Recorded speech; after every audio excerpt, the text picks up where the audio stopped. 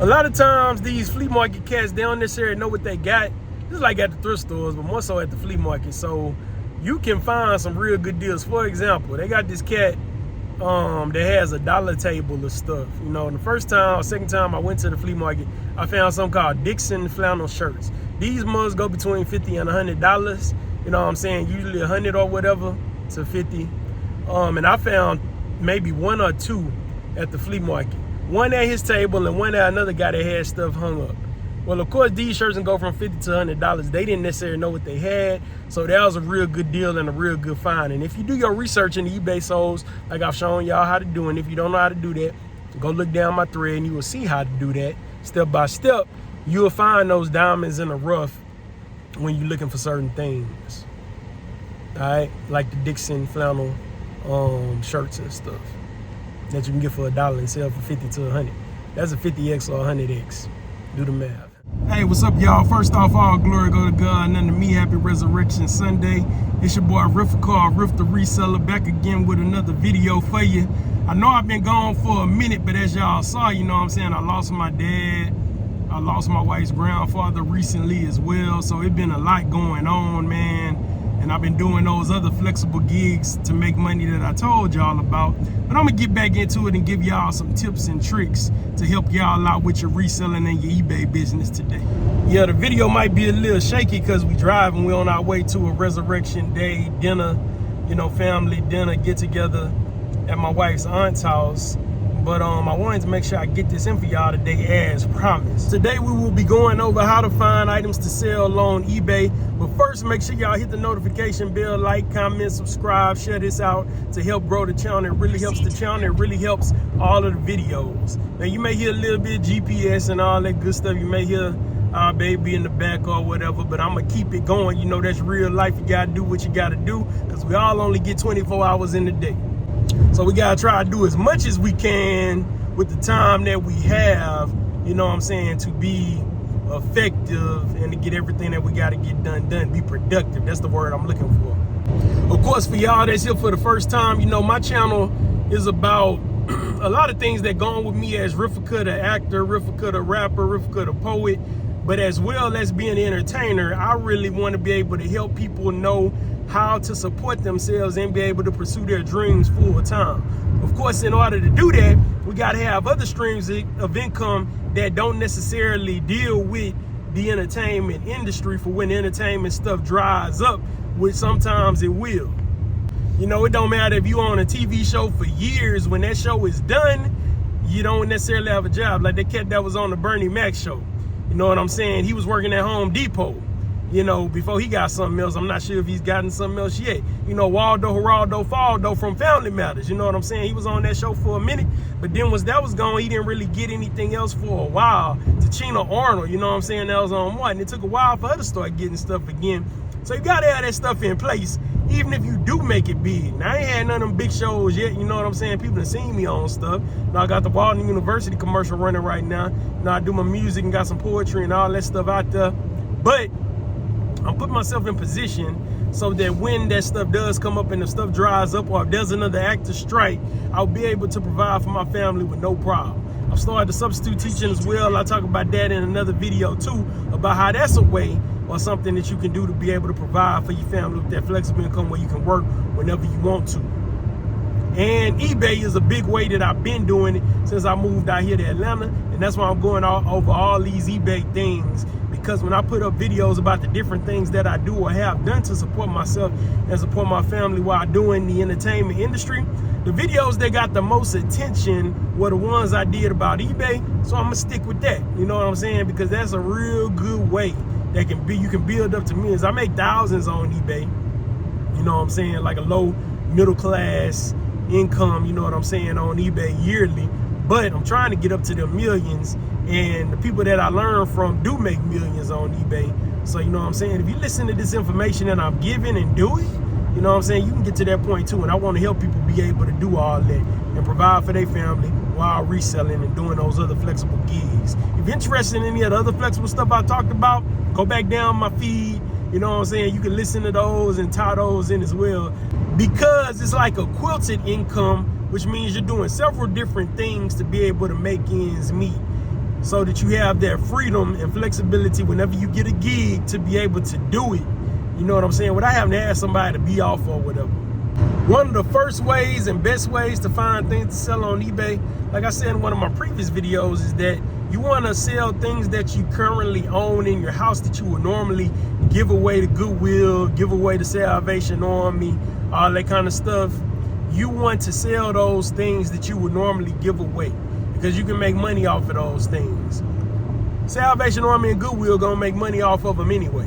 You know what I'm saying? So you might as well make the money off of them by putting them up on eBay and listing them. And when you do that, when you take things that you already own, put them up on eBay that you don't necessarily want no more, that's gonna show you your niche. In my last video, I believe I talked about how to find your niche. Well, that's the #1 way. So find things in your house that you want to sell, and as they sell and as you sell more things, you're gonna notice some things are gonna sell better than other things. That's how your niche finds you, actually, is what I say. Or you find your niche, but your niche really finds you based on doing that. When I found that niche, what it did was it actually caused me to find more things in my niche that I could do without to list. You know what I'm saying? It gets a little addictive, but it's good because this type of addiction is good for your pocketbook. You know what I'm saying? Good for your wallet, good for your purse. You know what I'm saying? It makes you money. So, of course, I've told y'all my niche is, I got several, and I've separated the stores so that I can have niche down stores. Of course, cards, comics, but the biggest thing for me was the clothes, the sports items, things you find at Dick's Sporting Goods or Academy.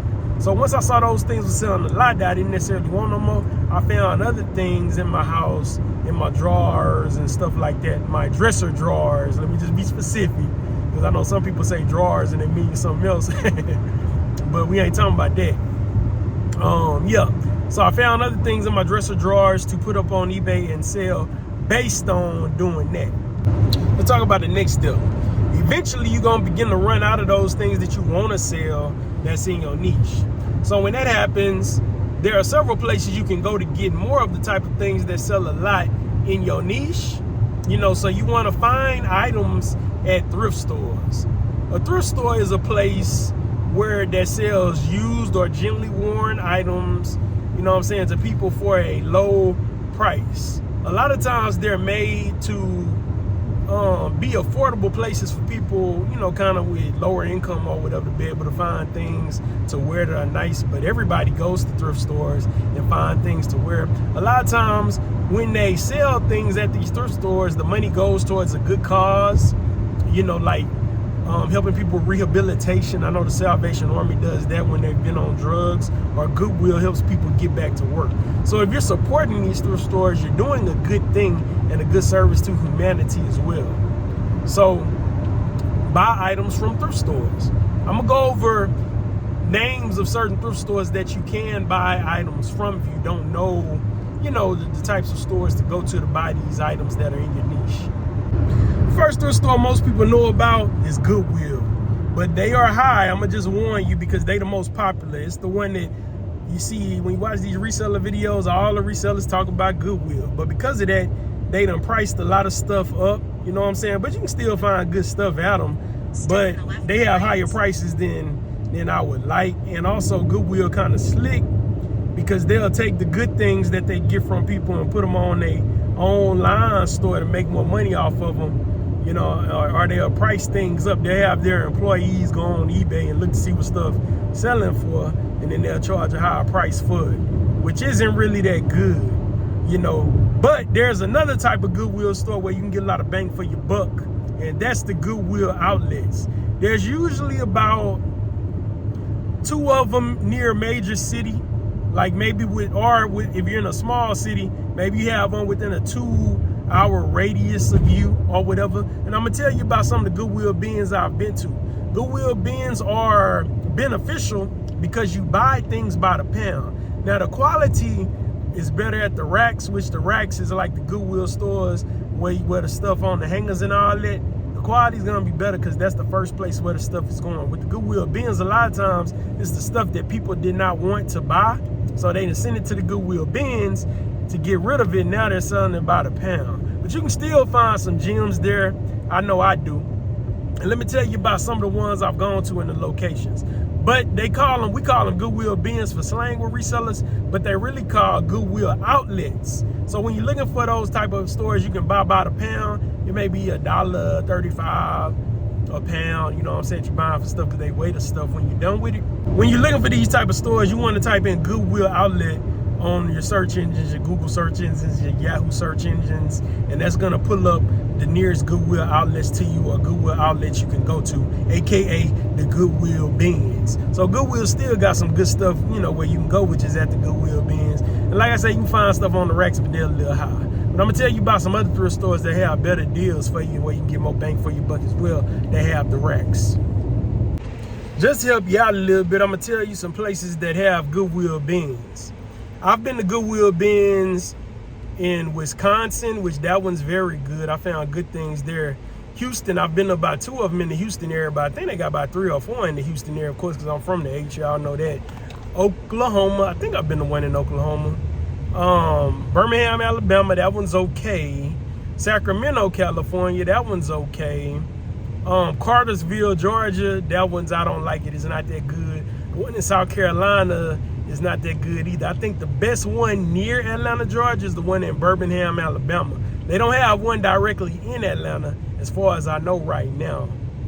And I've been to one in Cleveland, Ohio. That's the last one I went to most recently, probably about a month or 2 ago. That one's, it's okay. It's pretty, I put it in okay. I wouldn't say it's bad, you know what I'm saying? But it's about on the same level as that Birmingham, Alabama Goodwill bins, Goodwill outlet. I'm trying to make sure y'all know what I'm talking about. Next thrift store I want to tell y'all about is one of my favorites. It's called Park Avenue. It's in the Atlanta area. I haven't really seen it in other places, and as y'all know, I be traveling all over the nation working. You know what I'm saying? And I haven't seen Park Avenue anywhere else. And when I look up thrift stores in the area, when I'm in these other states and other cities in the nation, I don't see Park Avenue come up. So I think it might just be an Atlanta chain, maybe. But it'll be worth it to take a trip down to Atlanta, wherever you at, to go to Park Avenue if you're in this reselling game. They have something, they have like different colors where they do a half off discount every day. Usually it's colors that they didn't do, so they kind of rotate the colors out. So let's say this week the color is blue. You gotta sign up for the text message to get their text messages every morning that tell you what's the color of the week. You know what I'm saying? If the color is blue, they're gonna charge you full price for the new color, but it still be good prices. But those other colors that they rotating out, like yellow or beige or pink, that was from previous weeks, all of those items are going to be half off.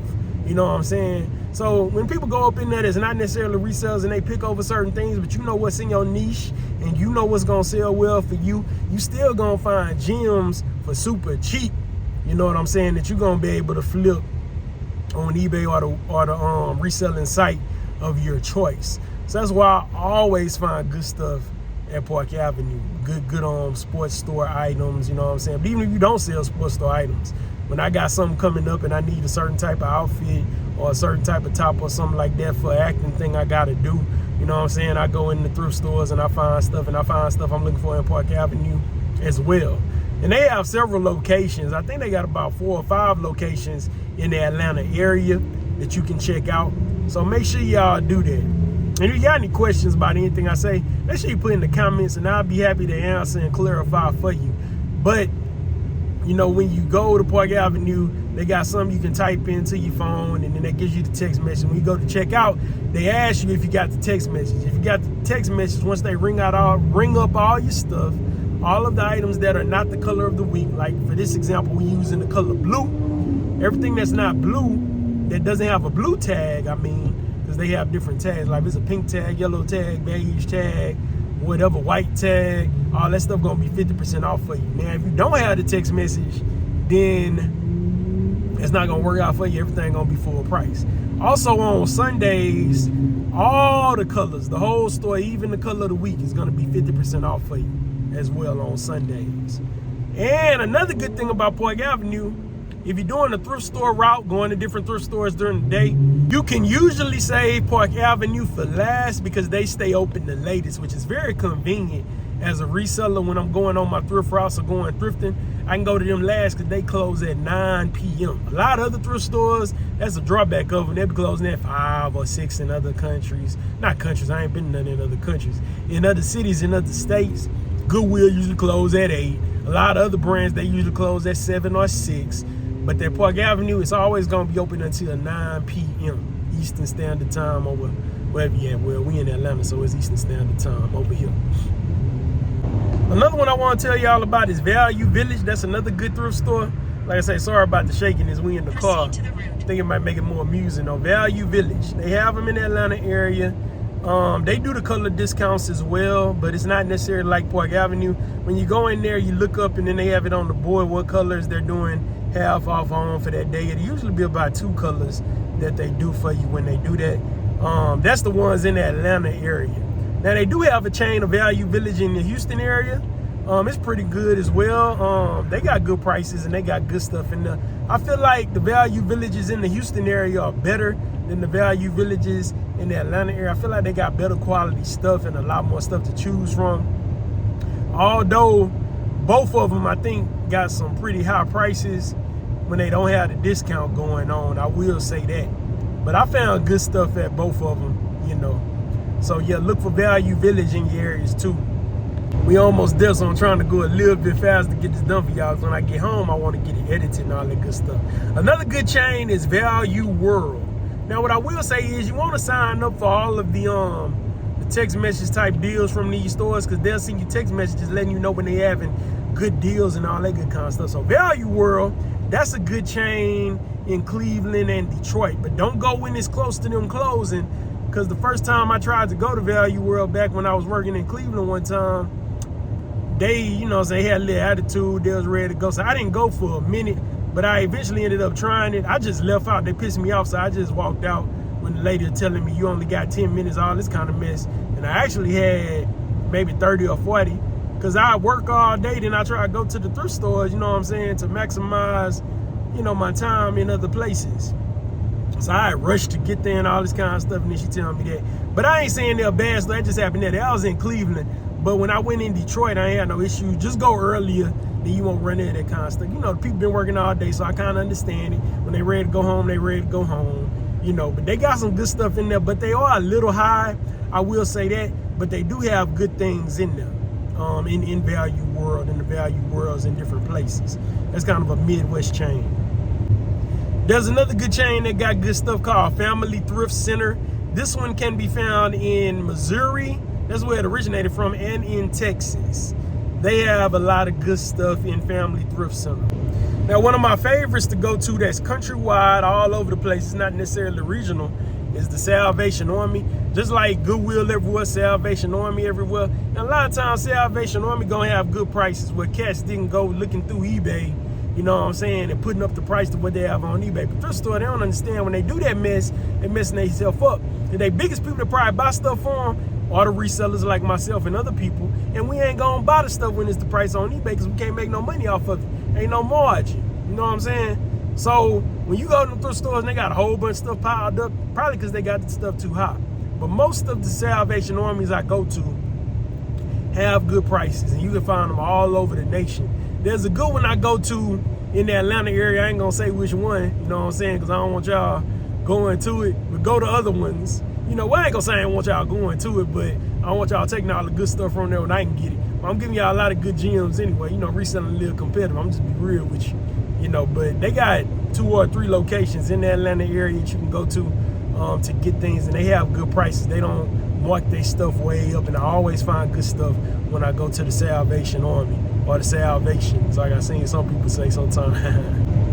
Another one that I go to in the Atlanta area is called American Thrift. I think they have this one at other places as well in other cities, but I haven't seen it yet. But yeah, American Thrift is another good one too. They got good stuff, but their prices can be a little high.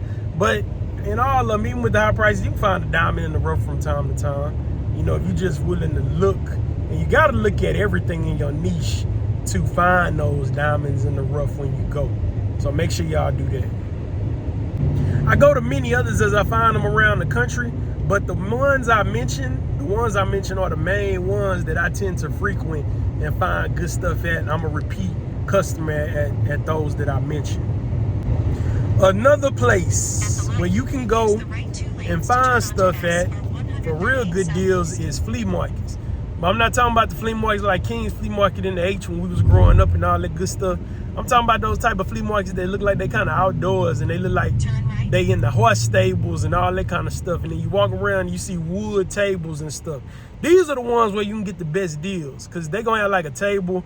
A lot of times you can find good stuff for like $1. They got a dollar table, everything $1. Like the dude say when you go to them, everything $2, maybe $3. Now they're going to have the other regular stuff hanging up and all that. And they're going to be willing to work deals too. They're going to have prices like thrift stores as well. But they're going to have a lot of them dollar tables, and you can get a big bang for your buck at those too. A lot of times, these flea market cats, they don't necessarily know what they got.